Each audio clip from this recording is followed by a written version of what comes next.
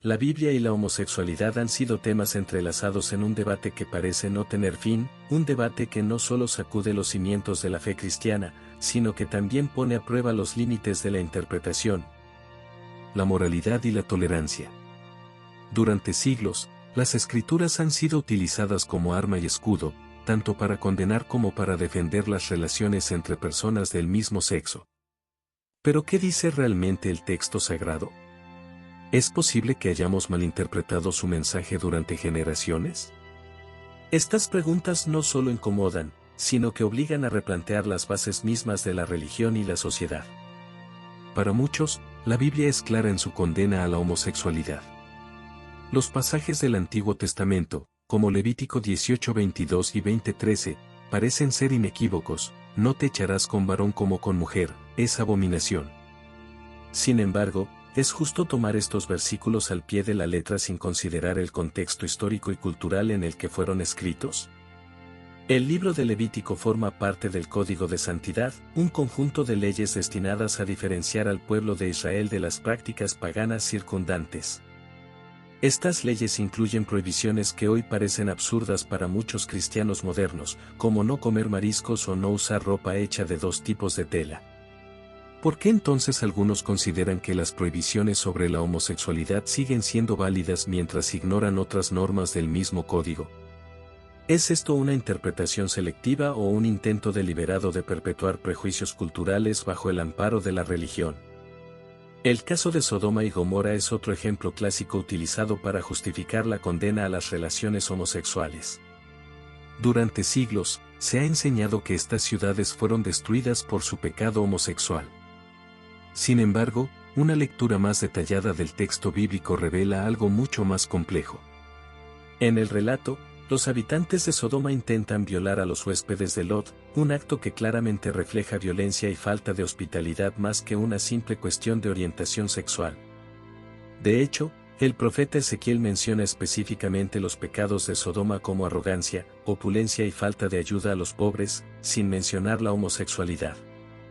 ¿Podemos entonces seguir utilizando esta historia como base para condenar a toda una comunidad? ¿O es hora de admitir que hemos proyectado nuestras propias interpretaciones modernas sobre un texto antiguo?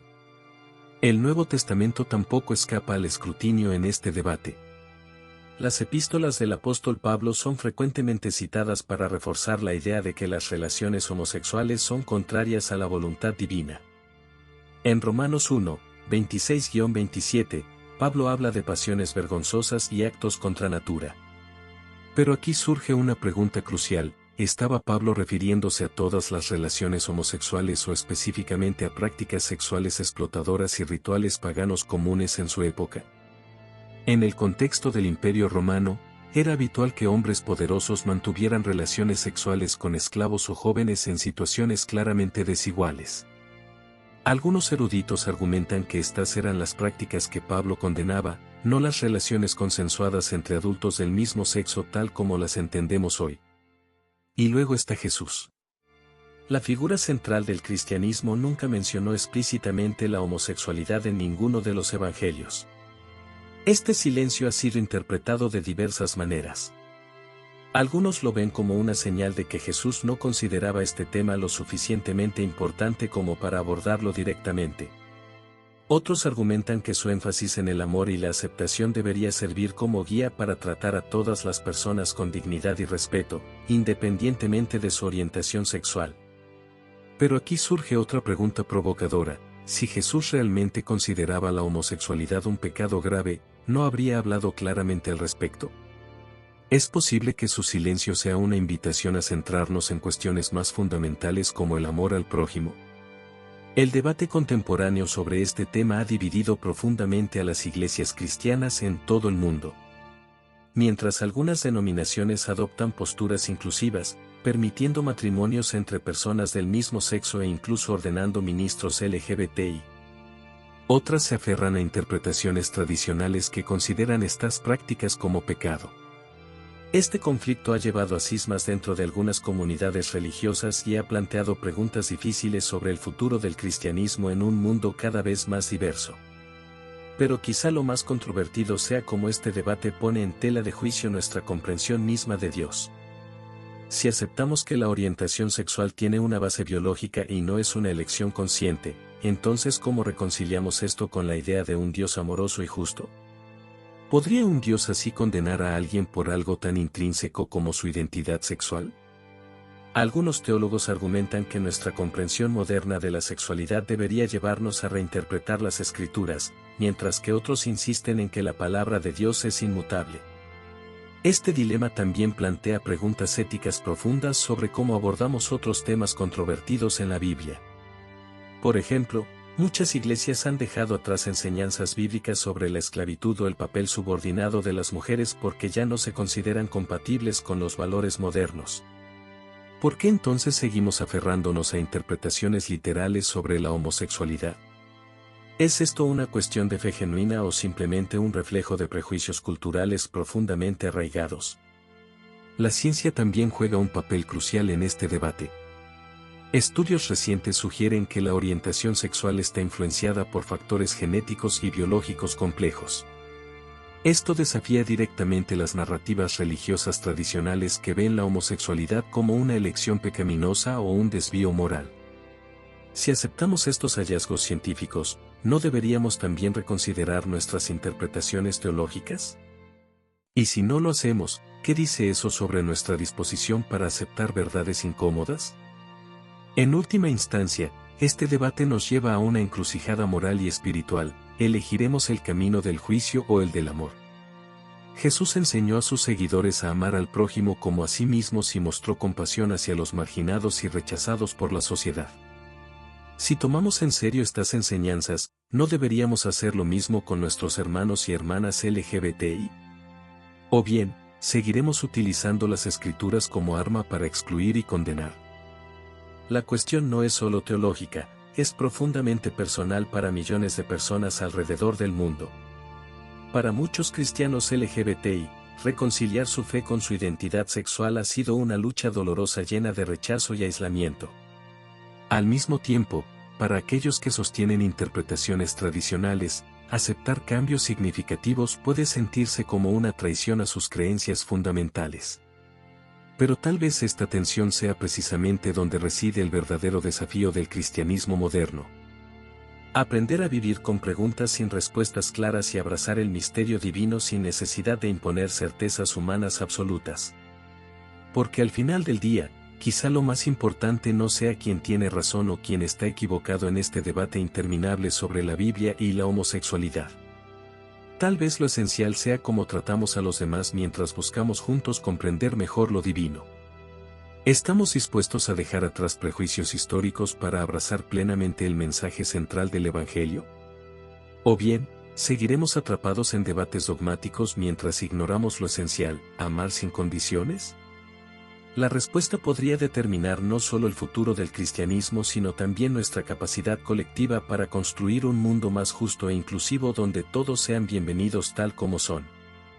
El libro de Levítico, parte fundamental del Antiguo Testamento, ha sido durante siglos el epicentro de un debate teológico y moral que continúa sacudiendo los cimientos de la fe cristiana y judía. En el corazón de esta controversia se encuentra un versículo que ha sido utilizado como piedra angular para condenar las relaciones homosexuales: no te echarás con varón como con mujer, es abominación. Levítico 18:22. A primera vista, estas palabras parecen ofrecer una condena inequívoca de la homosexualidad. Sin embargo, al profundizar en el texto y su contexto, nos encontramos con una realidad mucho más compleja y matizada que desafía las interpretaciones simplistas y obliga a reexaminar nuestras creencias más arraigadas. Para comprender verdaderamente el significado de este pasaje, es crucial sumergirnos en el contexto histórico y cultural en el que fue escrito el Levítico. Este libro forma parte del llamado Código de Santidad, un conjunto de leyes y regulaciones diseñadas para mantener la pureza ritual del pueblo de Israel y distinguirlo de las naciones vecinas. En este contexto, muchas de las prohibiciones que encontramos en Levítico estaban destinadas a separar a los israelitas de las prácticas religiosas y culturales de los pueblos paganos circundantes. Es aquí donde surge una pregunta provocadora: ¿por qué algunas iglesias y comunidades religiosas insisten en la validez de la prohibición de la homosexualidad mientras ignoran otras leyes contenidas en el mismo libro? Por ejemplo, Levítico también prohíbe comer mariscos, usar prendas de tela mezclada o cortarse el pelo de cierta manera. La mayoría de los cristianos modernos no consideran estas prohibiciones como vinculantes. ¿No es esto una aplicación selectiva de las Escrituras? ¿Acaso no revela más sobre nuestros propios prejuicios y condicionamientos culturales que sobre la verdadera intención del texto sagrado? Algunos eruditos bíblicos han propuesto interpretaciones alternativas que desafían la visión tradicional. Una teoría sugiere que la verdadera preocupación detrás de este versículo no era la homosexualidad en sí, sino el mal uso del semen masculino, considerado sagrado en la cultura hebrea antigua. En una sociedad donde la procreación era vista como un mandato divino y la supervivencia del pueblo dependía del crecimiento demográfico, cualquier acto sexual que no tuviera como fin la reproducción podría haber sido visto con recelo. Otra interpretación, igualmente provocadora, propone que la prohibición se refería específicamente a las prácticas sexuales asociadas con los cultos paganos de la época, no a las relaciones amorosas entre personas del mismo sexo tal como las entendemos hoy. En el antiguo Oriente Próximo, era común que ciertos cultos incluyeran rituales sexuales, incluyendo la prostitución sagrada. Desde esta perspectiva, el versículo de Levítico estaría condenando estas prácticas idólatras más que las relaciones homosexuales consensuales y amorosas. Esta interpretación gana fuerza cuando consideramos el uso de la palabra abominación en el texto original hebreo. El término utilizado, tueva, se emplea frecuentemente en el Antiguo Testamento para referirse a prácticas idólatras y rituales paganos, no necesariamente a cuestiones de moralidad sexual. Es posible que siglos de interpretación hayan tergiversado el verdadero significado de este pasaje, proyectando sobre él nuestras propias concepciones modernas de la sexualidad.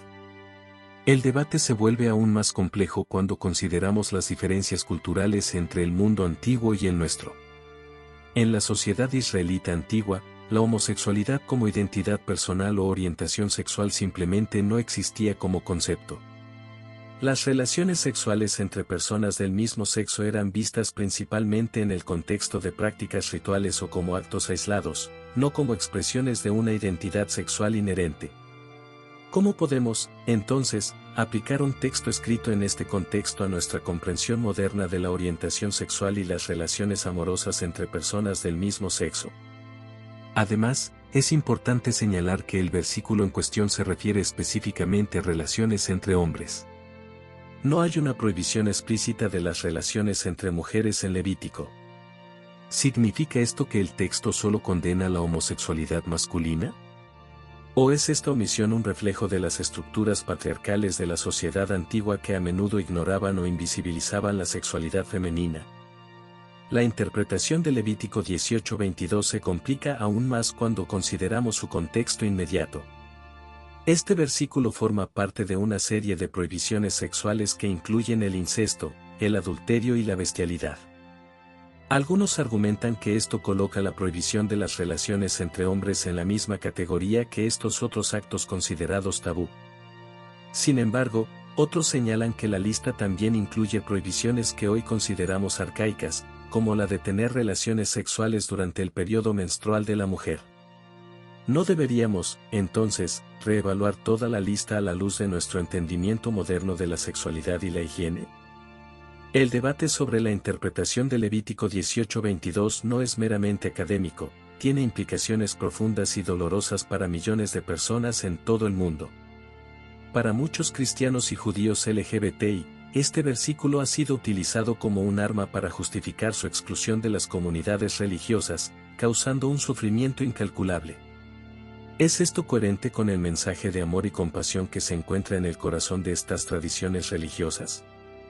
Algunos teólogos argumentan que debemos leer la Biblia a través de la lente del amor y la justicia, principios fundamentales tanto en el Antiguo como en el Nuevo Testamento. Desde esta perspectiva, cualquier interpretación que conduzca a la marginación y el sufrimiento de un grupo de personas debe ser cuestionada. ¿No deberíamos preguntarnos si nuestra interpretación de este versículo refleja verdaderamente el carácter de un Dios amoroso y justo? La controversia en torno a Levítico 18:22 también plantea preguntas más amplias sobre cómo interpretamos y aplicamos los textos sagrados en el mundo moderno. ¿Debemos tomar cada palabra de la Biblia literalmente, o hay espacio para una interpretación más matizada que tenga en cuenta los contextos históricos y culturales? ¿Cómo equilibramos la fidelidad a la tradición con la necesidad de adaptarnos a nuevas realidades y conocimientos? Es importante señalar que incluso dentro de las comunidades religiosas conservadoras, hay un creciente reconocimiento de la complejidad de este tema. Algunos líderes religiosos están comenzando a cuestionar las interpretaciones tradicionales y a buscar formas de reconciliar su fe con una comprensión más inclusiva de la sexualidad humana. Este proceso de reexaminación y diálogo es fundamental para el futuro de las comunidades religiosas en un mundo cada vez más diverso y consciente de la complejidad de la sexualidad humana. El debate sobre Levítico 18:22 también nos obliga a considerar cómo las interpretaciones bíblicas han sido influenciadas por factores culturales y políticos a lo largo de la historia. ¿Hasta qué punto nuestras lecturas de este texto han sido moldeadas por prejuicios sociales y estructuras de poder? ¿Es posible separar el verdadero mensaje divino de las capas de interpretación humana que se han acumulado a lo largo de los siglos? En última instancia, la controversia en torno a este versículo nos desafía a reflexionar profundamente sobre la naturaleza de la fe, la interpretación bíblica y la ética sexual. Nos invita a cuestionar nuestras suposiciones, a examinar nuestros prejuicios y a buscar una comprensión más profunda y compasiva de la voluntad divina. Es posible que, al aferrarnos a interpretaciones rígidas de textos antiguos, estemos perdiendo de vista el mensaje más amplio de amor, justicia y compasión que se encuentra en el corazón de las tradiciones judeocristianas. ¿O acaso abandonar estas interpretaciones tradicionales significaría traicionar la esencia misma de nuestra fe? El debate sobre Levítico 18:22 está lejos de resolverse.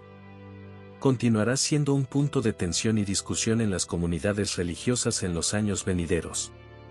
Sin embargo, este debate también ofrece una oportunidad única para un diálogo profundo y significativo sobre la fe, la sexualidad y la interpretación bíblica.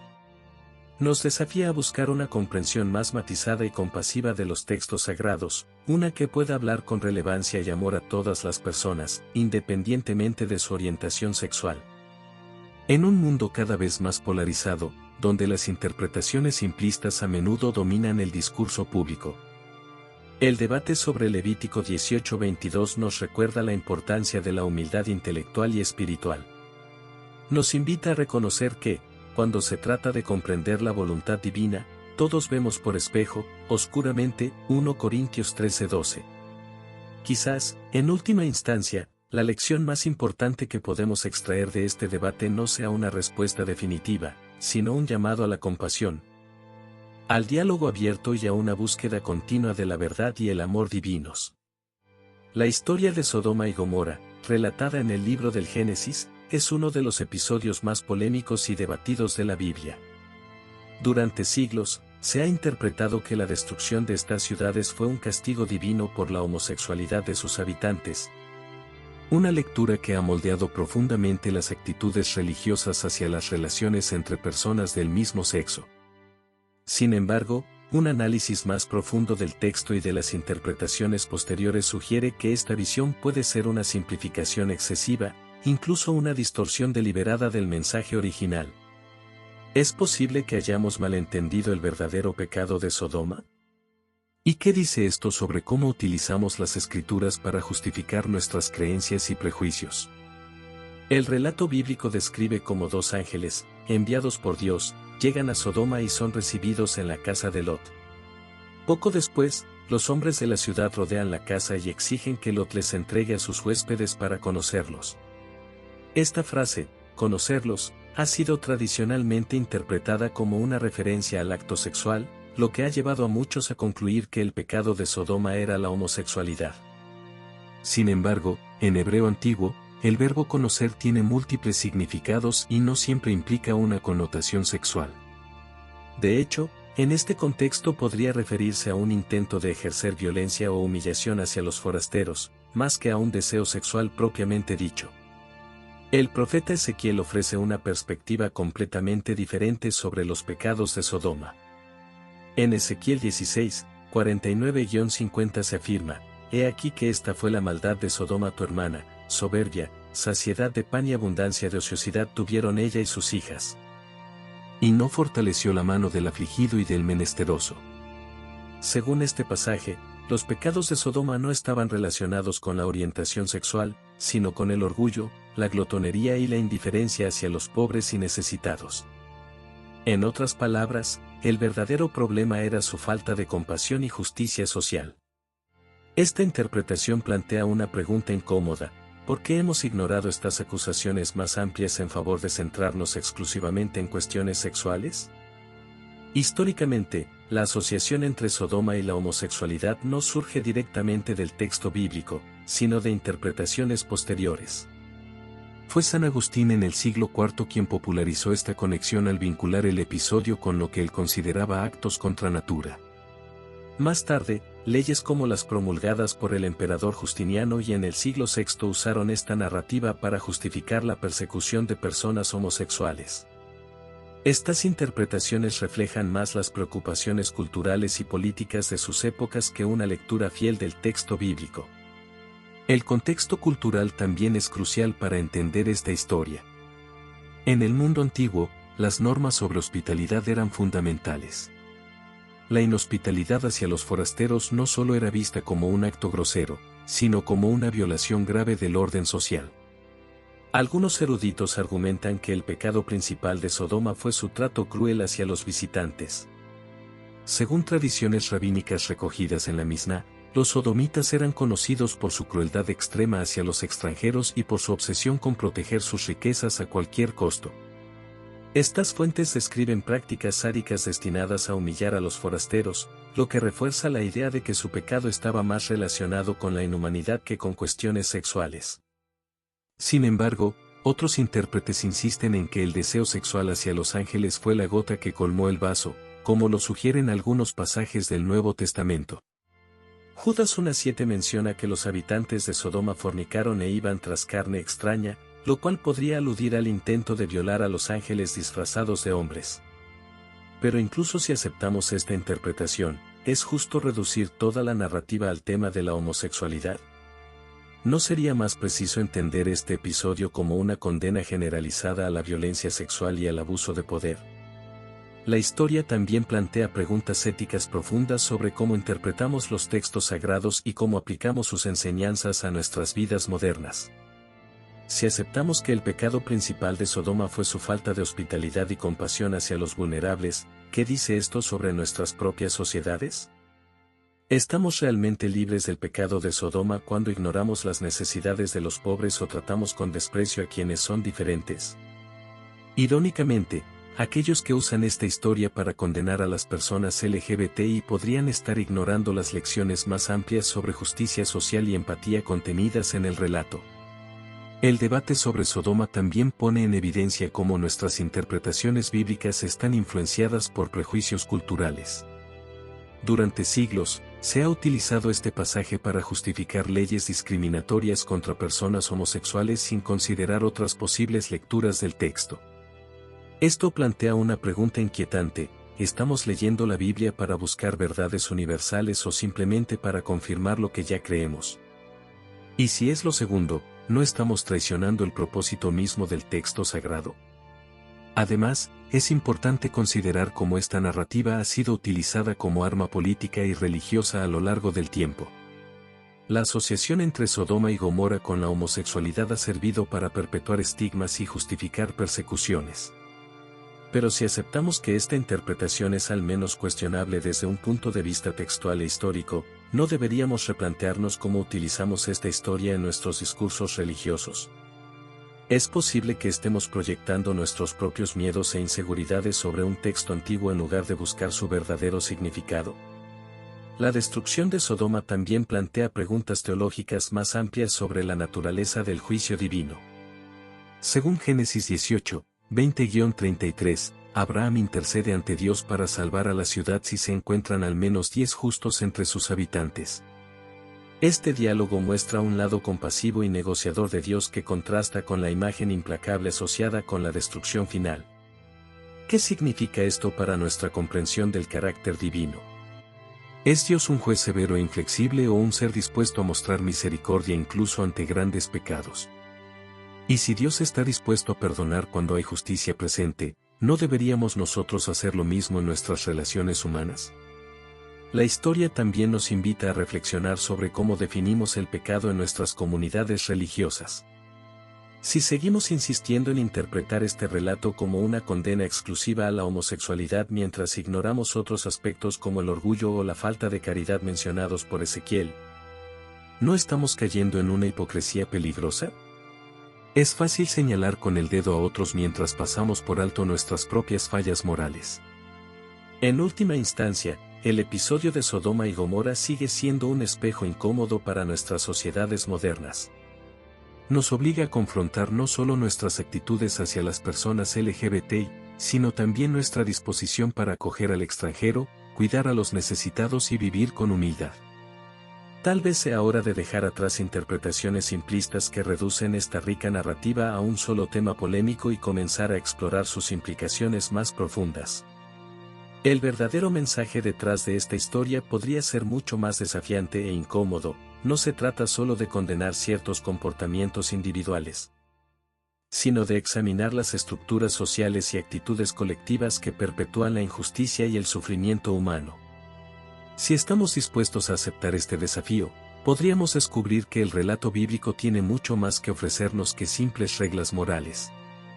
Podría ser una invitación radical a transformar nuestras vidas y nuestras comunidades según principios más elevados. Este debate está lejos de resolverse porque toca fibras sensibles tanto dentro como fuera del ámbito religioso. Pero tal vez esa sea precisamente su función, obligarnos a cuestionar nuestras certezas cómodas y abrirnos a nuevas formas de entender lo divino, lo humano y todo lo que hay entre ambos extremos. El Nuevo Testamento, a menudo considerado un texto de esperanza y redención, también se ha convertido en un campo de batalla teológico cuando se trata de la homosexualidad. Las referencias a este tema son escasas, pero las pocas que existen han generado siglos de debate. En el centro de esta controversia se encuentra el apóstol Pablo, cuyas epístolas contienen los pasajes más citados para condenar las relaciones homosexuales. Sin embargo, ¿es posible que hayamos malinterpretado sus palabras? ¿Podría ser que Pablo no estuviera emitiendo una condena universal, sino abordando prácticas específicas de su tiempo? Estas preguntas no solo desafían las interpretaciones tradicionales, sino que también abren la puerta a una reconsideración radical del mensaje del Nuevo Testamento. Romanos 1, 26-27 es quizás el texto más citado en este debate. En él, Pablo describe cómo Dios los entregó a pasiones vergonzosas, mencionando tanto a mujeres como a hombres que dejaron las relaciones naturales y se entregaron a actos contra naturaleza. A primera vista, estas palabras parecen ser una condena inequívoca de la homosexualidad. Sin embargo, un análisis más profundo revela una complejidad que a menudo se pasa por alto. En el contexto del Imperio Romano, las prácticas sexuales estaban profundamente entrelazadas con la estructura social y religiosa. Era común que los hombres poderosos mantuvieran relaciones sexuales con esclavos o jóvenes en situaciones de explotación y abuso. Algunos eruditos argumentan que Pablo no estaba condenando las relaciones homosexuales consensuales y amorosas como las entendemos hoy, sino estas dinámicas de poder y abuso. Esta interpretación plantea preguntas incómodas para quienes insisten en una lectura literal del texto. Si Pablo estaba hablando específicamente de prácticas explotadoras y rituales paganos, ¿es justo aplicar sus palabras a todas las relaciones homosexuales? ¿No sería esto una extrapolación indebida que ignora el contexto histórico y cultural del pasaje? Además, el uso de términos como contranaturaleza ha sido objeto de intenso debate. En la filosofía grecorromana, esta expresión no necesariamente implicaba una condena moral, a menudo se usaba para describir comportamientos inusuales o fuera de lo común. ¿Es posible que estemos proyectando nuestras propias concepciones modernas sobre un texto antiguo? La controversia no termina ahí.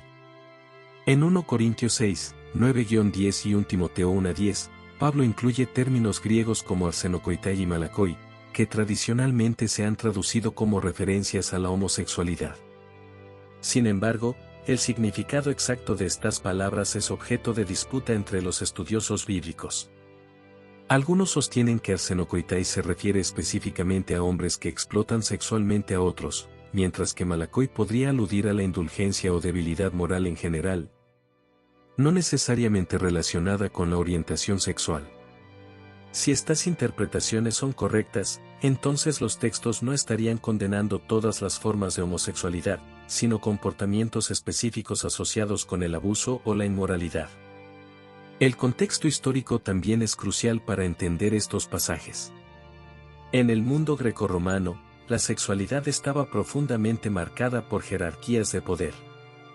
Las relaciones sexuales entre hombres adultos y jóvenes eran comunes y aceptadas dentro de ciertos límites culturales, pero también eran vistas como una forma de dominación más que como una expresión de amor mutuo.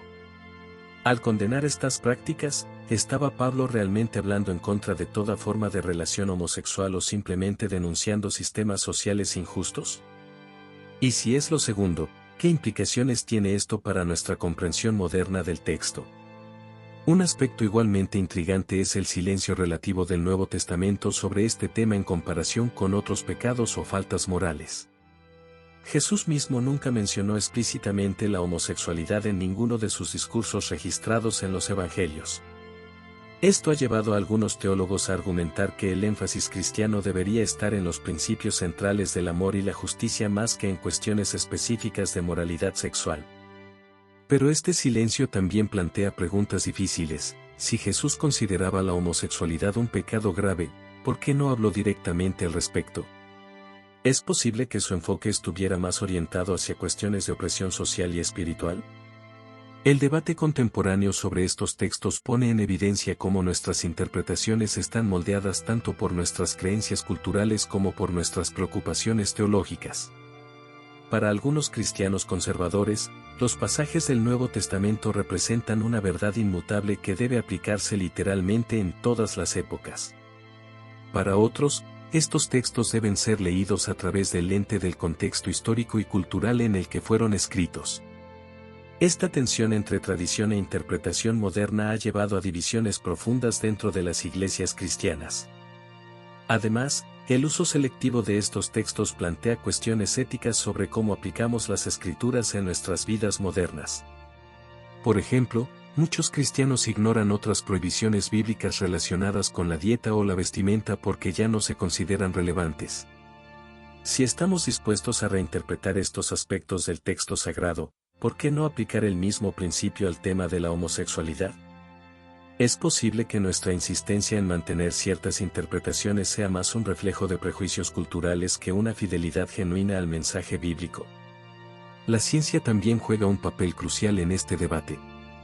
La investigación moderna sugiere que la orientación sexual tiene una base biológica y no es simplemente una elección personal o un acto moral aislado. Este conocimiento desafía directamente las narrativas tradicionales que ven la homosexualidad como un comportamiento pecaminoso o desviado. Si aceptamos estos hallazgos científicos, ¿no deberíamos también reconsiderar nuestras interpretaciones teológicas? Y si no lo hacemos, ¿qué dice eso sobre nuestra disposición para aceptar verdades incómodas?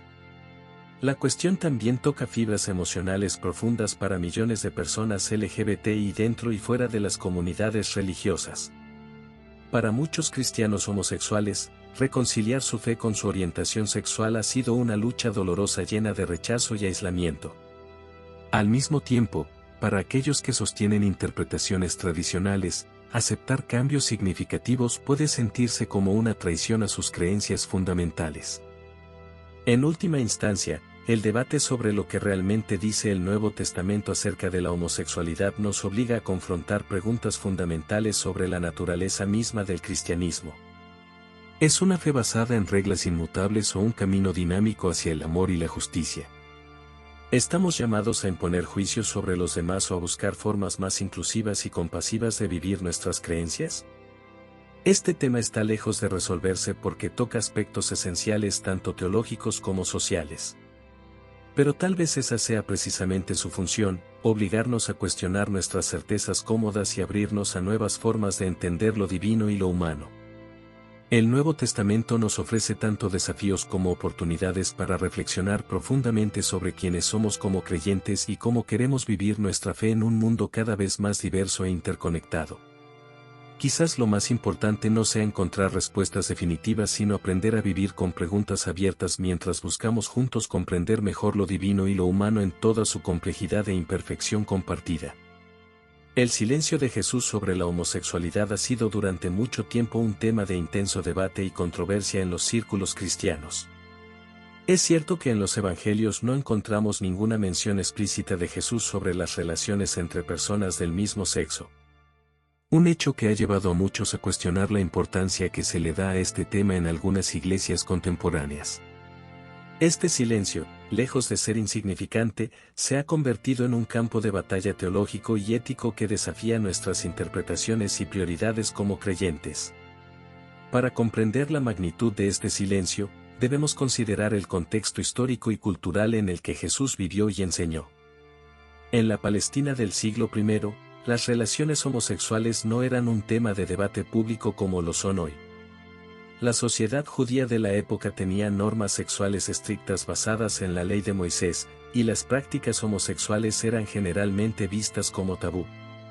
Sin embargo, Jesús, conocido por desafiar las convenciones sociales y religiosas de su tiempo, no abordó directamente este tema. ¿Por qué? Algunos argumentan que el silencio de Jesús sobre la homosexualidad implica que no la consideraba un problema significativo. Después de todo, Jesús no dudó en hablar contra otros pecados y prácticas que consideraba contrarias a la voluntad de Dios. Habló abiertamente contra la hipocresía, la avaricia y el adulterio. Si la homosexualidad fuera un pecado tan grave como algunos afirman, ¿no habría Jesús hablado claramente en su contra? Por otro lado, los defensores de una interpretación más tradicional argumentan que el silencio de Jesús no debe interpretarse como aprobación. Señalan que Jesús, como judío devoto, habría aceptado las enseñanzas del Antiguo Testamento sobre la sexualidad, incluyendo las prohibiciones contra las prácticas homosexuales. Además, argumentan que Jesús afirmó el modelo de matrimonio entre un hombre y una mujer cuando citó Génesis en sus enseñanzas sobre el divorcio. Sin embargo, esta interpretación plantea sus propios desafíos. Jesús a menudo cuestionó y reinterpretó las enseñanzas tradicionales judías, especialmente cuando sentía que se habían desviado del verdadero espíritu de la ley de Dios. Su silencio sobre la homosexualidad, en este contexto, podría interpretarse como una invitación a reconsiderar las actitudes tradicionales hacia este tema. Lo que sí sabemos es que Jesús dedicó gran parte de su ministerio a acoger a los marginados y excluidos de la sociedad. Se asoció con pecadores, prostitutas y recaudadores de impuestos, desafiando las normas sociales de su tiempo. Su mensaje de amor, compasión y aceptación resonó especialmente entre aquellos que la sociedad había rechazado. ¿No sugiere esto que Jesús estaría más preocupado por cómo tratamos a los demás que por condenar orientaciones sexuales específicas? El enfoque de Jesús en el amor y la compasión plantea preguntas incómodas para aquellos que insisten en condenar la homosexualidad. ¿Estamos realmente siguiendo el ejemplo de Cristo cuando marginamos o discriminamos a las personas LGBTI? ¿No deberíamos, en cambio, esforzarnos por crear comunidades más inclusivas y acogedoras, siguiendo el modelo de Jesús de aceptación radical? Además, el silencio de Jesús sobre la homosexualidad contrasta fuertemente con su énfasis en otros temas. Habló extensamente sobre el amor al prójimo, el cuidado de los pobres y la importancia del perdón. ¿No sugiere esto que estos son los temas que deberían ser centrales en la vida cristiana? Al obsesionarnos con la homosexualidad, ¿no corremos el riesgo de perder de vista las prioridades que Jesús mismo estableció? Este silencio también nos invita a reflexionar sobre cómo interpretamos las Escrituras. Si Jesús, la figura central del cristianismo, no abordó directamente este tema, deberíamos basar nuestras posiciones en pasajes aislados del Antiguo Testamento o en las epístolas de Pablo. No deberíamos, en cambio, interpretar toda la Biblia a través del lente del mensaje central de Jesús de amor y gracia. El debate sobre el silencio de Jesús respecto a la homosexualidad también toca cuestiones más amplias sobre la naturaleza de la revelación divina y la interpretación bíblica. ¿Debemos limitar nuestra comprensión de la voluntad de Dios a lo que está explícitamente declarado en las Escrituras? ¿O hay espacio para una revelación continua, guiada por el Espíritu Santo, que nos permita abordar cuestiones éticas contemporáneas que no se trataron directamente en los textos bíblicos? Este silencio también nos desafía a considerar cómo nuestras propias experiencias y prejuicios culturales influyen en nuestra interpretación de las enseñanzas de Jesús. En una sociedad donde la aceptación de las relaciones entre personas del mismo sexo está creciendo, ¿cómo equilibramos nuestra comprensión contemporánea de la sexualidad humana con las enseñanzas tradicionales de la Iglesia? ¿Es posible que nuestro enfoque en la homosexualidad sea más un reflejo de nuestras propias ansiedades culturales que de las prioridades de Jesús? El silencio de Jesús sobre la homosexualidad también plantea preguntas sobre cómo abordamos otros temas éticos contemporáneos que no se mencionan explícitamente en los evangelios. ¿Cómo aplicamos las enseñanzas de Jesús a cuestiones como la bioética, la inteligencia artificial o el cambio climático? Su énfasis en el amor y la compasión no nos proporciona un marco ético más amplio para abordar estos desafíos. Además, el contraste entre el silencio de Jesús y las declaraciones más explícitas de Pablo sobre la homosexualidad en sus epístolas ha llevado a algunos a cuestionar la autoridad relativa de estas diferentes partes del Nuevo Testamento. ¿Deberíamos dar más peso a las palabras y acciones de Jesús que a las interpretaciones posteriores de sus seguidores? ¿O debemos ver todas las partes del Nuevo Testamento como igualmente inspiradas y autoritativas? Este debate también nos obliga a considerar cómo el mensaje de Jesús se traduce en diferentes contextos culturales. En un mundo globalizado donde las actitudes hacia la sexualidad varían enormemente entre diferentes sociedades, ¿cómo pueden los cristianos mantener una ética sexual coherente y al mismo tiempo respetar la diversidad cultural? El silencio de Jesús sobre la homosexualidad nos da más libertad para adaptar nuestras enseñanzas a diferentes contextos, ¿o nos obliga a adherirnos más estrictamente a las interpretaciones tradicionales? El silencio de Jesús sobre la homosexualidad también plantea preguntas sobre el papel de la Iglesia en la sociedad contemporánea. En un mundo donde los derechos LGBTI se están convirtiendo cada vez más en una cuestión de derechos humanos, ¿cómo deben posicionarse las iglesias?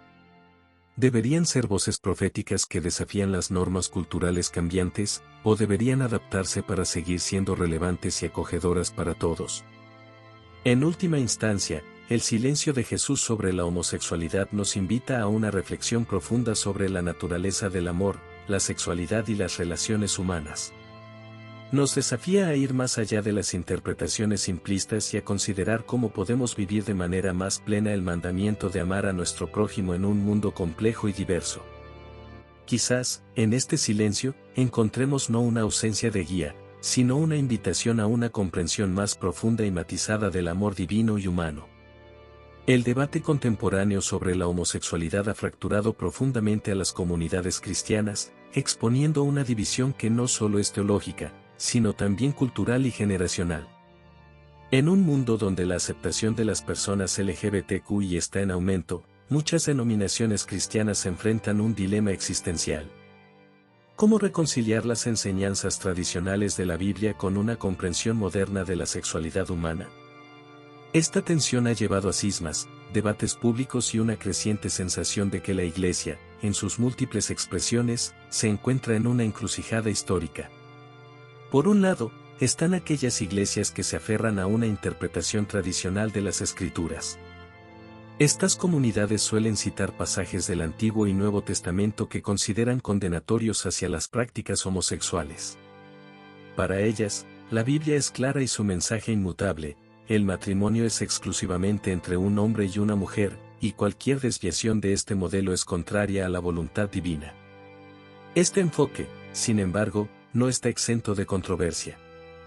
En un mundo donde los derechos LGBTQI son cada vez más reconocidos como derechos humanos fundamentales, esta postura ha sido criticada como anacrónica e incluso discriminatoria.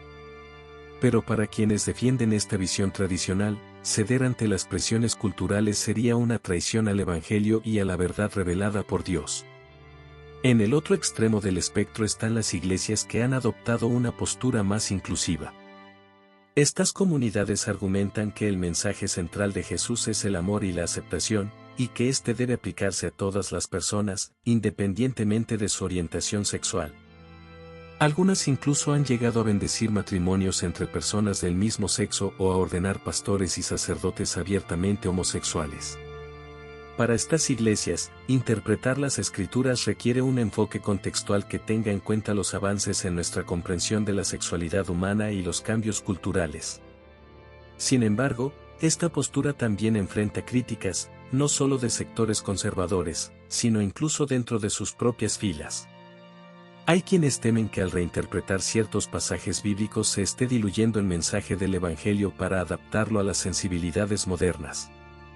Esta división no es solo teológica, también refleja tensiones más amplias dentro de la sociedad.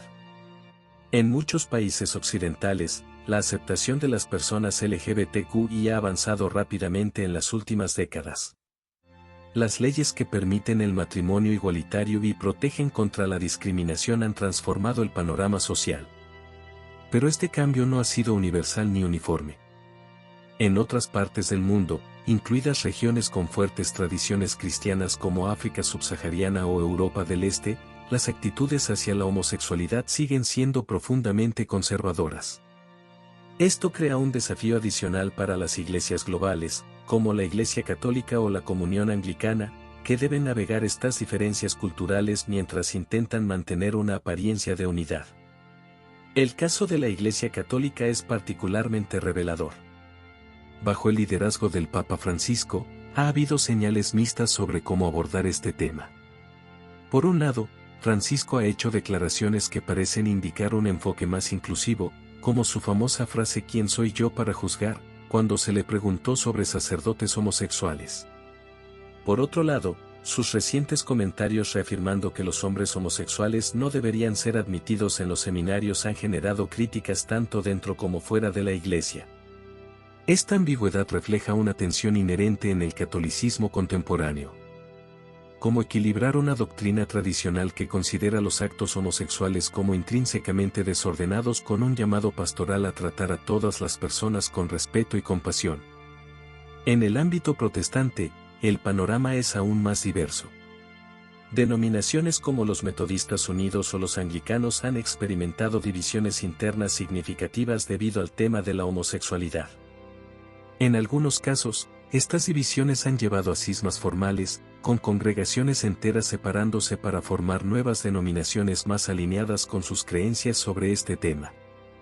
Mientras tanto, otras iglesias protestantes más liberales han abrazado plenamente la inclusión LGBTQI, argumentando que esto es coherente con el espíritu del Evangelio.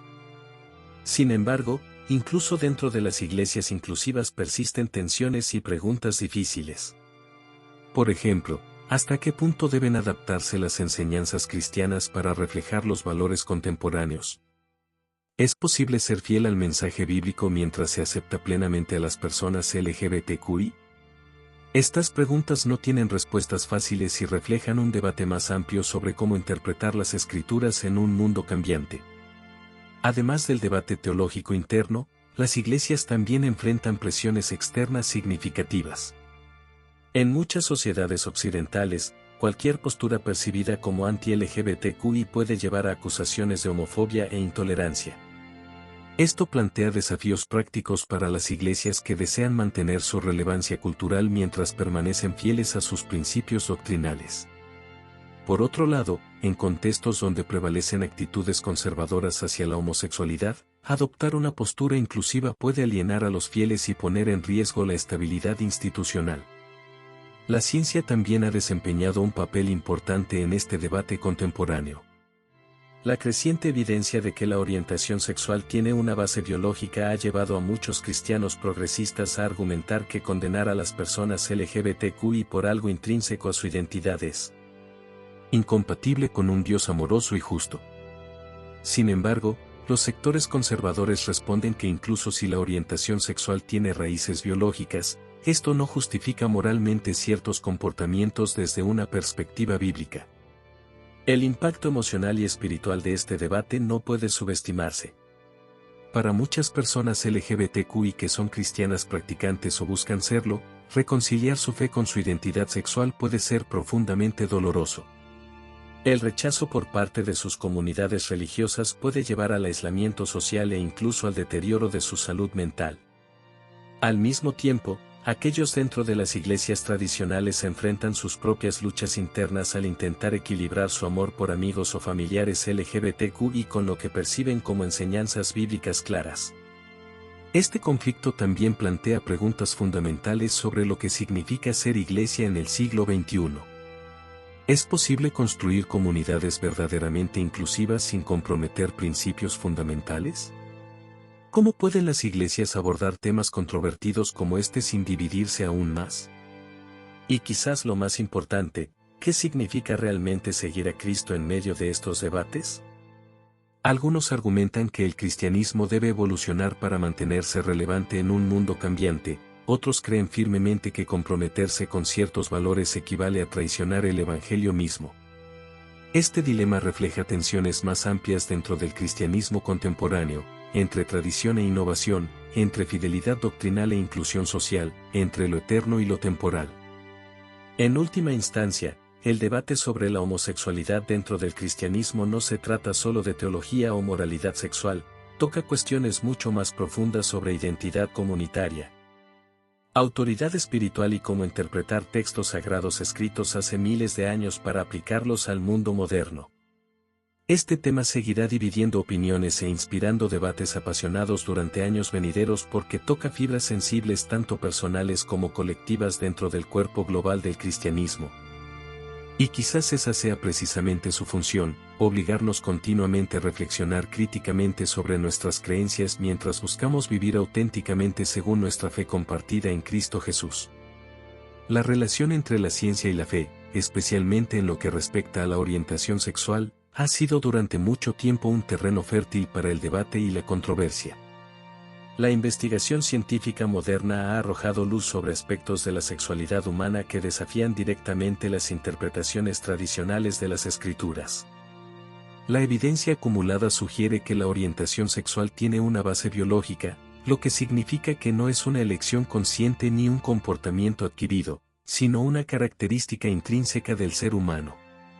Este descubrimiento plantea preguntas profundamente incómodas para aquellos que creen en un Dios amoroso y justo. ¿Cómo podría un Dios así condenar a las personas por algo que forma parte de su naturaleza más esencial? Esta cuestión no solo desafía las bases teológicas tradicionales, sino que también obliga a las comunidades religiosas a enfrentarse a sus propios prejuicios culturales y sociales. La biología ha demostrado que la orientación sexual no es un fenómeno binario ni simple. Estudios genéticos, neurológicos y hormonales han identificado factores que influyen en la atracción sexual y romántica de una persona. Por ejemplo, investigaciones recientes han sugerido que ciertas variaciones genéticas pueden estar asociadas con la homosexualidad, aunque no determinan completamente la orientación sexual de un individuo. Además, estudios sobre el cerebro han encontrado diferencias estructurales y funcionales entre personas homosexuales y heterosexuales, lo que refuerza la idea de que la orientación sexual está profundamente arraigada en nuestra biología.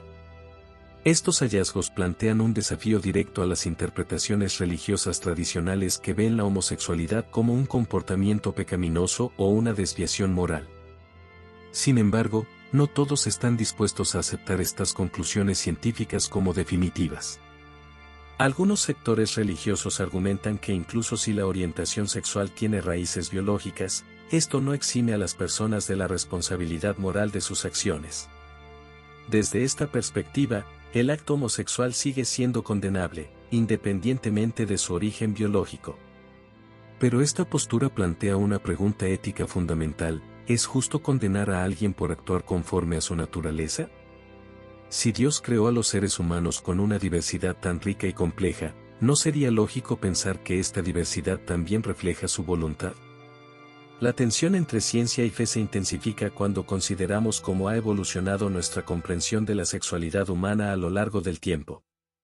Durante siglos, las religiones han desempeñado un papel central en definir lo que se considera normal o desviado en términos sexuales. En el cristianismo, por ejemplo, las enseñanzas sobre la sexualidad han estado profundamente influenciadas por interpretaciones patriarcales y heteronormativas de las Escrituras. Estas interpretaciones han llevado a la patologización de cualquier forma de sexualidad que no encaje en el modelo tradicional de matrimonio heterosexual orientado exclusivamente hacia la procreación. Sin embargo, los avances en ciencias sociales y biológicas han desafiado estas nociones tradicionales. Hoy entendemos que la sexualidad es un espectro amplio y multifacético que no puede reducirse a categorías rígidas o dicotómicas. Esta comprensión más matizada ha llevado a muchos teólogos progresistas a argumentar que nuestras interpretaciones bíblicas deben evolucionar para reflejar este nuevo conocimiento. Según esta perspectiva, los textos bíblicos sobre la homosexualidad deben ser leídos en su contexto histórico y cultural, en lugar de ser aplicados literalmente al mundo moderno. Pero este enfoque también tiene sus detractores. Los defensores de una interpretación literalista de la Biblia insisten en que la palabra de Dios es inmutable y universalmente aplicable. Para ellos, reinterpretar las escrituras para acomodar los descubrimientos científicos equivale a comprometer la verdad divina en favor de las sensibilidades culturales contemporáneas. Este conflicto entre tradición e innovación ha llevado a divisiones profundas dentro del cristianismo global. El impacto emocional y espiritual de este debate no puede subestimarse. Para muchas personas LGBTQ y religiosas, reconciliar su fe con su orientación sexual es un proceso doloroso y complicado. El rechazo por parte de sus comunidades religiosas puede llevar al aislamiento social e incluso al deterioro de su salud mental. Sin embargo, también hay quienes encuentran consuelo en una interpretación más inclusiva de las Escrituras, viendo su identidad como parte del diseño divino en lugar de como una carga o un pecado. Por otro lado, muchos creyentes tradicionales también enfrentan luchas internas al tratar de equilibrar su amor por amigos o familiares LGBTQ y con lo que perciben como enseñanzas bíblicas claras. Esta tensión personal refleja un conflicto más amplio dentro del cristianismo contemporáneo, como mantener la fidelidad doctrinal mientras se responde con compasión a las realidades humanas complejas. La ciencia también ha planteado preguntas profundas sobre el concepto mismo del pecado en el cristianismo. Si aceptamos que la orientación sexual tiene una base biológica y no es una elección consciente, ¿cómo encaja esto con la idea tradicional del pecado como acto voluntario? ¿Es posible que algunas categorías de pecado necesiten ser revisadas a la luz del conocimiento científico? Estas preguntas no tienen respuestas fáciles, pero son esenciales para cualquier intento serio de reconciliar ciencia y fe. Además del debate teológico interno, las iglesias también enfrentan presiones externas significativas.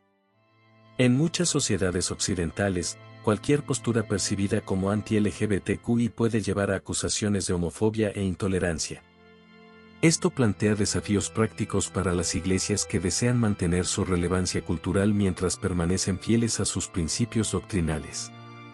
Pero quizás el aspecto más controvertido de este debate sea cómo afecta nuestra comprensión del carácter divino. Si Dios es verdaderamente amoroso y justo, ¿cómo podemos reconciliar esta imagen con una doctrina que parece condenar a las personas por algo fuera de su control? Algunos teólogos argumentan que esta aparente contradicción es una señal de que nuestras interpretaciones tradicionales necesitan ser reevaluadas. Desde esta perspectiva, aceptar la diversidad sexual no solo es compatible con el cristianismo, sino esencial para reflejar plenamente el amor inclusivo de Dios. Sin embargo, otros ven este enfoque como un intento peligroso de adaptar el Evangelio para satisfacer las sensibilidades modernas. Para ellos, comprometerse con ciertas verdades bíblicas equivale a traicionar el mensaje eterno del cristianismo. Este dilema refleja tensiones más amplias dentro del cristianismo contemporáneo, entre tradición e innovación, entre fidelidad doctrinal e inclusión social, entre lo eterno y lo temporal. En última instancia, el debate sobre ciencia y fe en relación con la homosexualidad toca cuestiones fundamentales sobre lo que significa ser humano y lo que significa ser cristiano. Nos desafía a confrontar nuestras propias creencias y prejuicios mientras buscamos formas más inclusivas y compasivas de vivir nuestra fe. El debate sobre la homosexualidad y la Biblia ha llegado a un punto crítico en la sociedad contemporánea, planteando un dilema fundamental para las iglesias cristianas. A medida que la aceptación de la diversidad sexual crece, las comunidades religiosas se encuentran en una encrucijada que podría definir el futuro del cristianismo en un mundo cada vez más plural y complejo. Por un lado, las interpretaciones tradicionales de la Biblia han sido durante siglos el fundamento de la doctrina cristiana sobre la sexualidad. Pasajes del Antiguo Testamento como Levítico 18:22 y 20:13, así como las epístolas de Pablo en el Nuevo Testamento, han sido utilizados para condenar las prácticas homosexuales. Estas interpretaciones han moldeado la visión de muchas denominaciones cristianas, que ven la homosexualidad como un pecado contrario a la voluntad divina. Sin embargo, una nueva generación de creyentes, influenciada por los cambios sociales y una comprensión más matizada de la sexualidad humana, está cuestionando estas interpretaciones tradicionales. Estos jóvenes argumentan que el mensaje central de Jesús de amor y compasión debería prevalecer sobre interpretaciones literales de textos antiguos. Se preguntan, ¿qué haría Jesús en el mundo actual? El que comió con pecadores y defendió a los marginados, ¿condenaría a las personas LGBTI o las acogería con amor y compasión? Esta pregunta no es meramente retórica, sino que toca el corazón mismo de la fe cristiana. Los evangelios están llenos de ejemplos de Jesús acercándose a aquellos que la sociedad rechazaba. En Mateo 9:36, se nos dice que Jesús tuvo compasión de ellas, porque estaban acosadas y desamparadas, como ovejas sin pastor. Este pasaje ilustra la profunda empatía de Jesús por los marginados y su disposición a desafiar las normas sociales de su tiempo. El teólogo Renato Links va aún más lejos, argumentando que la Biblia en realidad ampara la homosexualidad y que las interpretaciones homófobas se deben a errores de traducción. Según Links, ser homófobo aleja a las personas que lo son de la Biblia. Esta perspectiva desafía directamente siglos de interpretación tradicional y abre la puerta a un reexamen radical de las enseñanzas bíblicas sobre la sexualidad. Por otro lado, los defensores de una interpretación más conservadora argumentan que aceptar la homosexualidad equivaldría a comprometer la integridad de las enseñanzas bíblicas. Temen que al reinterpretar estos pasajes, se abra la puerta a una erosión más amplia de los valores cristianos tradicionales. Para ellos, mantener una postura firme contra la homosexualidad es una cuestión de fidelidad a lo que consideran la palabra inmutable de Dios. Este debate no se limita a discusiones teológicas abstractas, sino que tiene implicaciones prácticas y emocionales profundas para millones de personas. Para los cristianos LGBTI, la forma en que las iglesias abordan este tema puede significar la diferencia entre sentirse acogidos en su comunidad de fe o experimentar rechazo y aislamiento. Muchos se preguntan si es posible reconciliar su identidad sexual con su fe, o si están condenados a elegir entre ambas. La ciencia también juega un papel crucial en este debate. La investigación moderna sugiere que la orientación sexual tiene una base biológica y no es una elección consciente. Esto plantea preguntas teológicas profundas. ¿Cómo puede un Dios amoroso y justo condenar a las personas por una característica innata? ¿No sería esto incompatible con la idea de un creador compasivo? Algunas denominaciones cristianas han comenzado a reexaminar sus enseñanzas a la luz de estos nuevos conocimientos. Iglesias como las congregacionalistas y los unitarios universalistas han adoptado posturas más inclusivas, llegando incluso a bendecir uniones entre personas del mismo sexo. Estas iglesias argumentan que el mensaje central de amor y aceptación de Jesús debe aplicarse a todas las personas, independientemente de su orientación sexual. Sin embargo, otras denominaciones, como la Iglesia Católica, mantienen una postura más tradicional. El Papa Francisco, aunque ha hecho llamados a no discriminar a las personas homosexuales, reafirmó en un sínodo reciente que las uniones entre personas del mismo sexo no pueden ser ni remotamente comparadas con el matrimonio entre un hombre y una mujer. Esta posición ilustra la tensión entre el deseo de mostrar compasión y la adherencia a interpretaciones doctrinales tradicionales. El debate sobre la homosexualidad y la Biblia también refleja tensiones más amplias dentro del cristianismo contemporáneo. ¿Cómo se adapta una fe antigua a un mundo en rápida evolución sin perder su esencia? ¿Es posible mantener la relevancia cultural y al mismo tiempo ser fiel a las enseñanzas tradicionales? Algunos argumentan que el cristianismo debe evolucionar para seguir siendo relevante en la sociedad moderna. Señalan que la Iglesia ha cambiado su posición sobre otros temas a lo largo de la historia, como la esclavitud o el papel de la mujer en la sociedad. ¿Por qué, entonces, no podría la Iglesia reconsiderar su posición sobre la homosexualidad? Otros temen que al hacerlo, la Iglesia esté cediendo a las presiones culturales en lugar de mantenerse fiel a la verdad eterna. Argumentan que el papel de la Iglesia es ser una voz profética en la sociedad, incluso cuando eso significa ir en contra de las tendencias culturales dominantes. En última instancia, la forma en que las iglesias cristianas aborden este tema dirá mucho sobre su capacidad para navegar los desafíos del mundo moderno. Elegirán el camino del juicio y la exclusión, arriesgándose a alienar a una generación más joven y más tolerante. ¿O optarán por el camino del amor y la aceptación, corriendo el riesgo de ser acusados de comprometer las enseñanzas tradicionales? Quizás la respuesta no esté en elegir entre estos dos extremos, sino en encontrar un camino intermedio que honre tanto la tradición como la compasión. Tal vez el verdadero desafío para los creyentes no sea determinar quién tiene razón o quién está equivocado, sino cómo pueden vivir el mensaje de amor y aceptación que está en el corazón de las enseñanzas de Jesús en un mundo complejo y diverso. Este debate continuará sin duda en los años venideros, desafiando a las comunidades cristianas a reflexionar profundamente sobre el significado de su fe. La forma en que respondan a este desafío podría determinar no solo el futuro del cristianismo, sino también su capacidad para ser una fuerza de amor y reconciliación en un mundo que desesperadamente necesita a ambos. En última instancia, la pregunta que cada cristiano debe hacerse es, ¿qué significa realmente seguir a Jesús en el siglo XXI? ¿Cómo podemos honrar las enseñanzas bíblicas y al mismo tiempo mostrar el amor radical e inclusivo que Jesús ejemplificó? La respuesta a estas preguntas podría muy bien determinar si el cristianismo seguirá siendo una fuerza vital y relevante en la sociedad moderna o si se convertirá en un vestigio de una era pasada. El debate sobre la homosexualidad y la Biblia no es solo una cuestión de teología o doctrina, es un tema profundamente humano que afecta vidas, relaciones y comunidades enteras.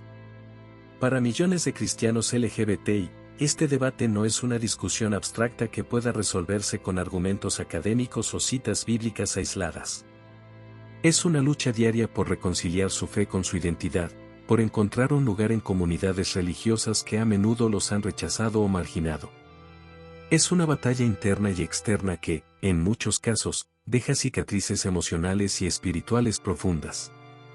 ¿No es hora de que las iglesias reconozcan este dolor y respondan con compasión en lugar de juicio? La historia del cristianismo está marcada por debates similares que han obligado a los creyentes a replantear sus interpretaciones de las Escrituras. Desde la abolición de la esclavitud hasta la igualdad de género, los cristianos han tenido que enfrentarse repetidamente a preguntas difíciles sobre cómo aplicar los principios bíblicos en un mundo cambiante. Cada uno de estos debates ha sido polémico y divisivo en su momento, pero también ha llevado a un crecimiento espiritual y moral dentro de la Iglesia. Quizás el debate sobre la homosexualidad sea simplemente el último capítulo en esta larga tradición de discernimiento y evolución. Sin embargo, lo que distingue este debate es su intensidad emocional y su capacidad para polarizar comunidades enteras. Para algunos, aceptar a las personas LGBTI plenamente dentro de la Iglesia representa una traición a las enseñanzas bíblicas tradicionales. Para otros, es un imperativo moral basado en el mensaje central del Evangelio, amar al prójimo como a uno mismo. Esta tensión entre fidelidad doctrinal e inclusión social ha creado una fractura que parece cada vez más difícil de sanar. Pero tal vez el verdadero problema no sea la homosexualidad en sí misma, sino cómo interpretamos y aplicamos las Escrituras. La Biblia nunca ha sido un texto estático, ha sido interpretada y reinterpretada a lo largo de los siglos para responder a nuevos contextos culturales y sociales. En el pasado, se utilizó para justificar prácticas como la esclavitud o la subordinación de las mujeres, pero esas interpretaciones han sido desafiadas y, en muchos casos, abandonadas. ¿Por qué debería ser diferente con la homosexualidad? ¿Es posible que nuestras interpretaciones actuales estén más influenciadas por prejuicios culturales que por el verdadero mensaje de las Escrituras? Esta pregunta nos lleva al corazón del cristianismo. ¿Qué significa realmente seguir a Cristo? Jesús no escribió ningún libro ni dejó instrucciones detalladas sobre cómo manejar cada dilema ético o social. En cambio, dejó un legado basado en el amor, la compasión y la justicia. Se acercó a los marginados, desafió las normas sociales y religiosas de su tiempo, y predicó un mensaje radicalmente inclusivo. Si tomamos en serio este ejemplo, ¿no deberíamos hacer lo mismo con nuestros hermanos y hermanas LGBTI? Por supuesto, esto no significa ignorar las tensiones teológicas reales que plantea este debate. La Biblia contiene pasajes que parecen condenar las prácticas homosexuales, y estos textos no pueden ser simplemente descartados o ignorados. Pero también contiene un mensaje más amplio de amor incondicional y gracia redentora que debería guiar nuestra interpretación de esos pasajes difíciles. Tal vez el desafío no sea elegir entre amor o juicio, sino encontrar una manera de equilibrar ambos dentro del contexto más amplio del Evangelio. El problema es que muchas iglesias han optado por simplificar este debate hasta reducirlo a un enfrentamiento binario: estás a favor o estás en contra, aceptas o rechazas. ¿Eres fiel a la Biblia o te has rendido ante las presiones culturales? Esta polarización no solo es dañina para las personas involucradas, sino también para la iglesia misma. Al enfocarse tanto en esta cuestión específica, muchas comunidades cristianas han perdido de vista otros aspectos cruciales del Evangelio, como el cuidado de los pobres, la búsqueda de justicia social y la construcción de comunidades inclusivas. Además, esta obsesión con definir quién está dentro o fuera del reino de Dios contradice el espíritu mismo del cristianismo primitivo. Los primeros seguidores de Jesús eran un grupo diverso compuesto por judíos y gentiles, hombres y mujeres, ricos y pobres. Su unidad no se basaba en una uniformidad doctrinal rígida, sino en su compromiso compartido con el mensaje transformador de Cristo. ¿Por qué entonces hemos convertido esta cuestión en una prueba decisiva para determinar quién pertenece al cuerpo de Cristo? Tal vez sea hora de cambiar nuestra perspectiva. En lugar de ver este debate como una amenaza para la unidad cristiana, podríamos verlo como una oportunidad para crecer juntos en nuestra comprensión del amor divino. Esto requerirá humildad por parte de todos los involucrados, humildad para admitir que nuestras interpretaciones pueden estar equivocadas, humildad para escuchar las experiencias vividas de las personas LGBTI. Humildad para reconocer que el Espíritu Santo aún está obrando en medio nuestro. También requerirá valentía para desafiar las normas culturales que perpetúan el odio y la discriminación. Valentía para hablar en contra del fanatismo incluso cuando proviene desde dentro de nuestras propias comunidades religiosas. Valentía para imaginar un futuro donde todos sean verdaderamente bienvenidos al banquete del Señor. Este tipo de cambio no será fácil ni rápido. Habrá resistencia tanto desde dentro como desde fuera de la iglesia. Pero si algo nos enseña la historia del cristianismo es que los momentos más difíciles suelen ser también los más transformadores. Cuando los creyentes están dispuestos a enfrentar sus propios prejuicios y abrirse al movimiento del Espíritu Santo, cosas extraordinarias pueden suceder. En última instancia, este debate nos obliga a confrontar preguntas fundamentales sobre quiénes somos como cristianos y qué tipo de iglesia queremos ser en el siglo XXI. ¿Queremos ser conocidos como una comunidad marcada por el juicio o por el amor? ¿Queremos construir muros que excluyan o puentes que unan? ¿Queremos aferrarnos al pasado por miedo al cambio o abrazar el futuro con esperanza? Estas preguntas no tienen respuestas fáciles ni definitivas porque tocan el núcleo mismo del Evangelio: amar sin condiciones incluso cuando eso nos incomoda o desafía nuestras creencias más arraigadas.